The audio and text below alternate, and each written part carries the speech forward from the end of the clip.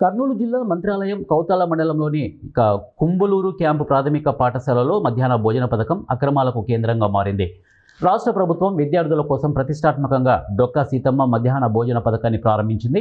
అయితే విద్యార్థులకు అందాల్సిన చిక్కీ, కోడిగుడ్లు పక్కదారి పడుతున్నాయి. ఈ పాఠశాలలో సుమారు 170 మంది విద్యార్థులు చదువుతుండగా శుక్రవారం రోజున 150 మంది విద్యార్థులు పాఠశాలకు హాజరయ్యారు. డొక్కా సీతమ్మ మధ్యాహ్న భోజన పథకం కింద విద్యార్థులకు అందించాల్సిన 152 కోడిగుడ్లలో 32 గుడ్లు మాయమైనట్లు గ్రామస్తులు ఆరోపిస్తున్నారు. ఇక వంట ఆయవాళ్లు ఉద్దేశపూర్వకంగా చేతివటం ప్రదర్శించి గుడ్లను పక్కదారి పట్టించారని స్థానికులు ఆగ్రహం వ్యక్తం చేస్తున్నారు.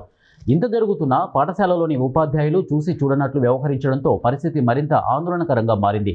విద్యార్థులకు ప్రభుత్వం నిర్దేశించిన మెనూ ప్రకారం భోజనం అందడం లేదని గ్రామ ప్రజలు ఆవేదన వ్యక్తం చేస్తున్నారు. ఈ విషయమై వివరణ కోరేందుకు మండల విద్యాశాఖ అధికారులు శోభారాణి, ఆంజనేయులకు ఫోన్ చేసినప్పటికీ వారు స్పందించకపోవడం గమనార్హం.